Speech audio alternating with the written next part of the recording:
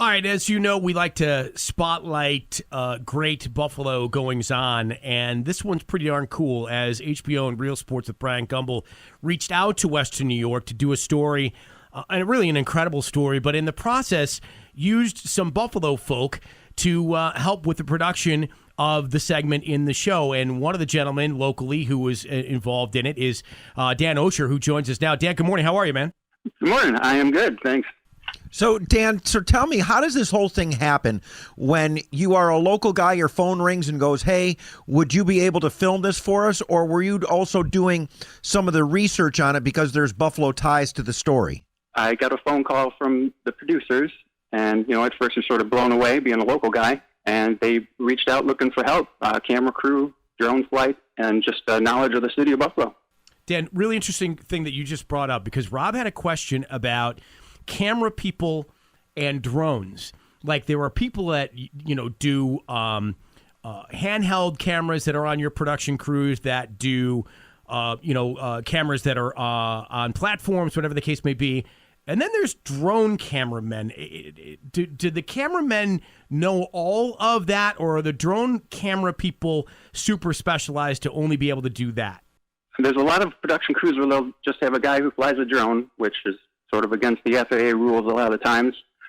But they're specialists. I guess, consider myself a specialist. Been doing this for 6 years. And, there's a lot of rules you follow and learning the shots and working with a whole bunch of crews. Depending on the size of the production, if I'm flying one of my larger drones, I'll have actually someone operating the camera and a separate pilot operating the drone at the same time. Wow. And some of the smaller ones will just use one of your almost drones anyone can buy. So can you tell us what the story is and what the ties are to Buffalo? Sure. Valentino Dixon, local man who grew up in Buffalo, New York on the east side. By his own admittance, he wasn't an angel growing up. There was an incident where someone was killed, and he was arrested quickly, even though the gentleman who actually ended up being the killer admitted to it live on the air on a news interview. It was all pushed aside. He was arrested and convicted, served 27 years in prison. While he was in prison, he had rediscovered his love for drawing. Interesting enough, it was golf courses, which he had never been on or never seen. He just saw them in magazines, started drawing them to sort of escape the everyday life of prison, and it started gathering a lot of attention. Golf Digest did a story on him. Max Adler did a story on him, and that got a lot more attention for him. And eventually, Georgetown University investigated the story, and they ended up getting it reopened with the Erie County District Attorney's Office, and it was overturned. After 27 years? 27 years in prison. Isn't the story where when he went to prison, his daughter was 6 months old? Yeah, 6 months old. Crazy. Yeah. So she never had a dad until she was a full-grown adult. At least not one in outside of prison. Yeah, right. I understand they had a very close relationship in prison. She became one of his biggest advocates and still is to this day. So I had heard the story. I remember seeing this on a national story, but I did not know there was a Buffalo tie to it. I'm assuming that the gentleman is still alive? Oh, yeah. Has he gone golfing? I would imagine. One of his most famous pictures actually is the 12th hole at Augusta, and I understand he has been there. He's met Tiger Woods, Jack Nicklaus.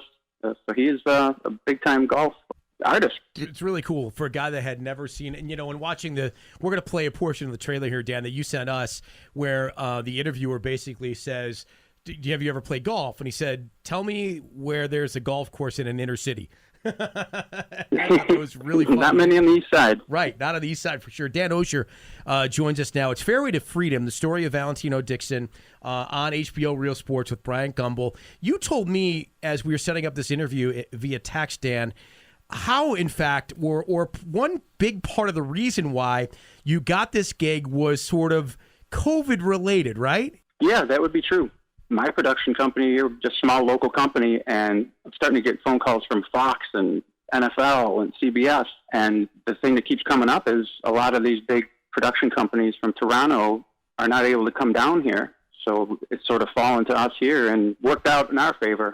Can you take me to the story for a second as far as how it wraps up? Did they ever arrest the guy that really did the murder, that admitted to it? Yes, he was already in prison, and he was in prison for a lengthy time. And he admitted to it back the day after the murder. But then he went and admitted to it again in prison, and that was it. I would be painting pictures of golf courses with that dude dead on every course that I painted.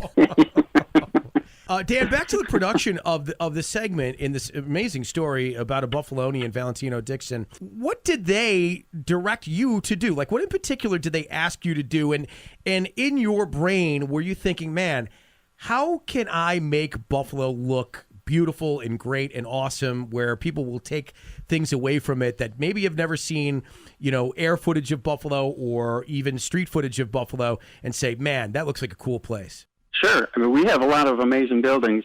This particular story happened on the east side of Buffalo. So, a lot of shots of the Central Terminal, stuff like that to show downtown. Get on a nice sunny day, Buffalo looks absolutely beautiful. But yeah, a lot of the story took place in the rough neighborhood, so we were just getting the shots we're going to get as we roll through. But, always looking to make Buffalo good nationally every time we do one of these. Real quick here, I put a lot of hours in and I'm not home often. As far as that drone camera, can you make that available to me and maybe fly around my house sometime when I'm not at home and I'm wondering whose cars are in our driveway? Sure thing. Text me on the side. All right, fair enough. Hey, thanks for doing this, man. Congratulations on the gig. And again, in our texting, and you sort of alluded to it, we're going to be seeing a lot of your work for the Bills-Steeler game, right? That's correct. I'll be on the field there. We'll be looking for it, and just continued success, man. I'm glad that your business is booming, and I hope it keeps coming your way. Great. Thank you very much, guys. Look for a burgundy Nissan in my driveway. If it's there, I got trouble. Thanks. All right. Have a great day, man. Thanks. You too. Last winter at an art museum in Buffalo featuring drawings of golf courses. Lots of them. But they were created by a local artist who grew up in a very different part of town. Light years from the rarefied posh worlds of both art and golf. Can I assume that you didn't do a lot of golfing growing up? Golfing, really? Football, basketball, no golf, not even a mention of the word golf. No golf course in sight? Show me an inner city where there's a golf course. But to Valentino Dixon, the drawings of these golf courses are deeply personal, because without them, he'd still be in prison, serving a life sentence for a crime he didn't commit. Guilty of all charges. At that stage, I said, you know what? This is not real anyway. I'm in an episode of The Twilight Zone.